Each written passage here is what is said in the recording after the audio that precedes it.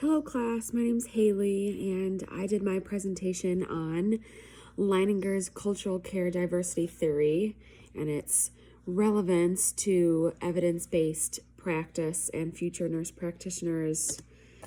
So I discussed, in my intro, what I would go over versus, what is the cultural care diversity theory in general? How is it relevant to nurse practitioners? How does lack of culturally congruent care negatively impact our patients today?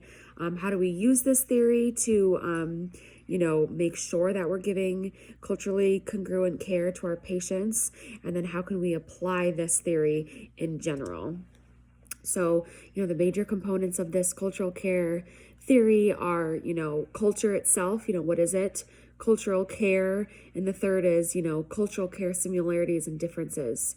And then other components, of course, are caring, language expression, how do patients, communicate with us, what are their beliefs and practices, the professionalism in the healthcare system itself, and then culturally congruent nursing.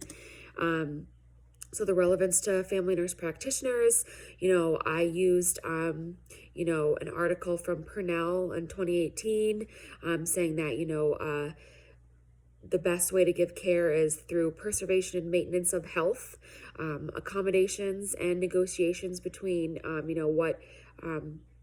what we can help with the patient and what the patient can negotiate, on what they can change in their lifestyle, and then repatterning and restructuring their their day-to-day life habits to kind of help them create healthy choices. And then Leininger created a sunshine model that kind of shows all of the variables that go into someone's health belief model themselves. So it has to do with social, technology, philosophical, social, family members, economic, political, educational background. So all of that plays into key parts of their, belief system and, how that person is able to be healthy or not. And I had a quote, from Chamberlain College, our weekly lesson saying nursing care decisions and actions involve cultural care, preservation and maintenance, cultural care accommodation and negotiation, and cultural care repatterning and restructuring. And this is where cultural congruent nursing care is delivered. Then I moved on to discuss, increased diversity in the patient care world equals a need for culturally congruent care. And so, there's a steady increase of new cultures and new ethnicities being recognized and, coming to be more aware in the United States instead of people,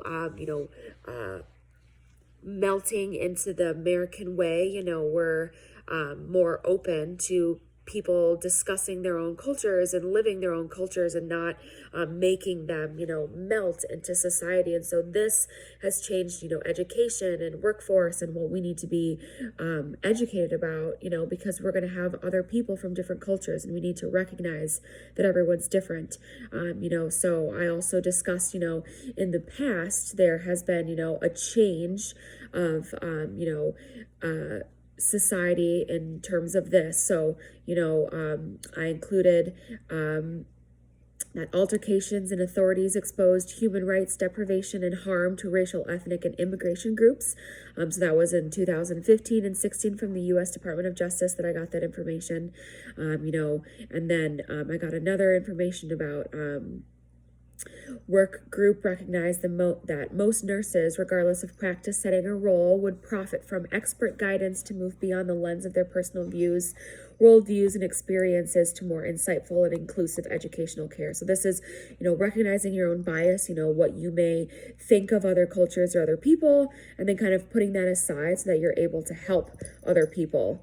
And then I also have a quote from the American Geriatric Society Ethics Committee in 2015 saying, to create a discrimination-free healthcare environment for lesbian, gay, bisexual, and transgender individuals. So that is also a movement that, advanced practice nurses, we have to recognize, how are people going to, identify themselves when they come in? What are these, ways that we can help treat patients, that are identifying differently, or, that are going through different things emotionally that, I may not go through, or, my neighbor may not go through. And then the last quote I have is, cultural congruence is part of the fabric of nursing practice because of the social contract between the professional and society.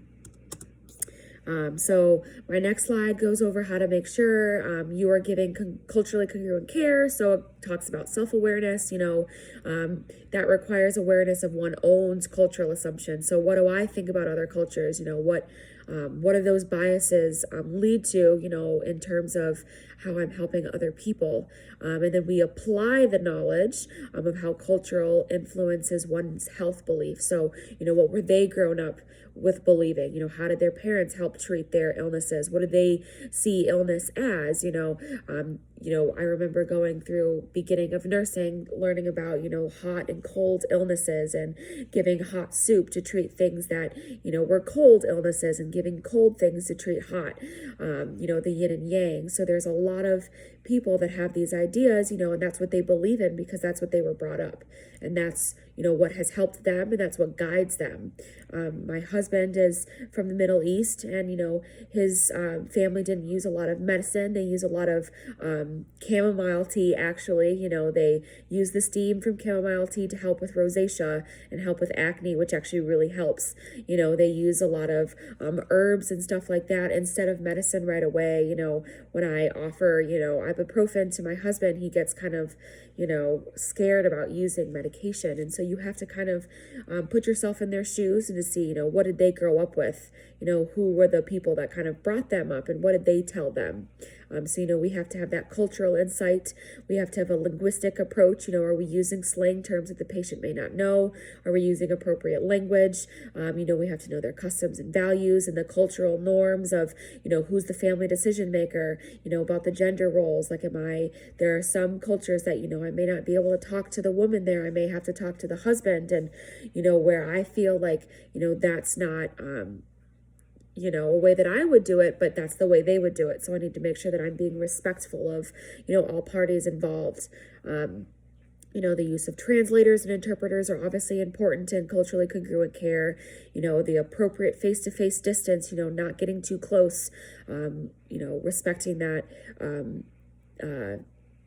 personal space, and then not using too much medical jargon, because we want to make sure that they are feeling safe with us and that we're not, a scary medical professional, if that's what they're feeling we are. And then we can use this Leininger's theory as a framework for our guide of practice. Their standards and evidence-based practice, and these advanced practice nurses can use this model of culturally congruent care to adapt the guidelines to different life contexts of individuals. Preservation of maintenance of health is important as a nurse practitioner. We want to maintain their health as much as possible, but we also want to improve on their, abilities to do it on themselves. We want to reach out to the community and show them ways that they can, access, better food.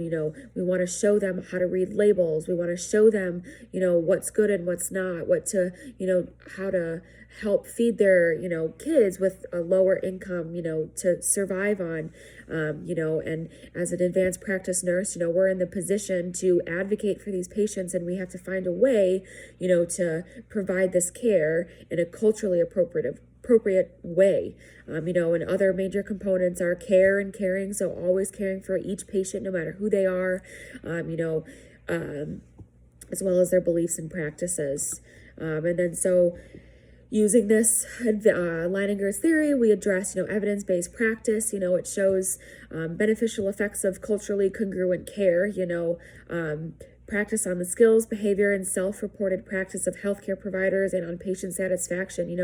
There are tons of articles that will show that, treating each patient differently makes them feel like, we care more about them. The aim of research is to help patients, feel better, and to eliminate these racial barriers. And so that is what, Leininger's theory kind of helps to reach out to.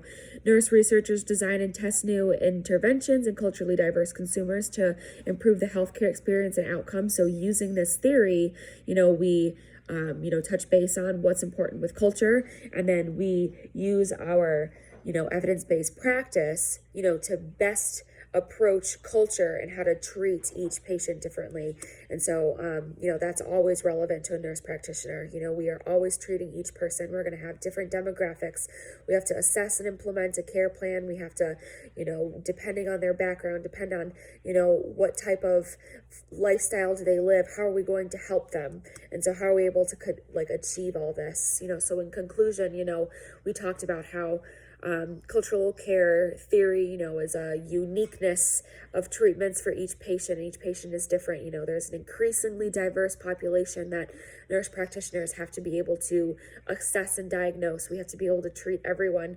We have to use culturally congruent care with everyone. And, we need this extensive background in how to approach, these conversations in order to implement the best care plan possible. So I hope you enjoyed my presentation on Leininger's theory. Please reach out, with any questions or comments. I'd love to discuss with you. Thank you.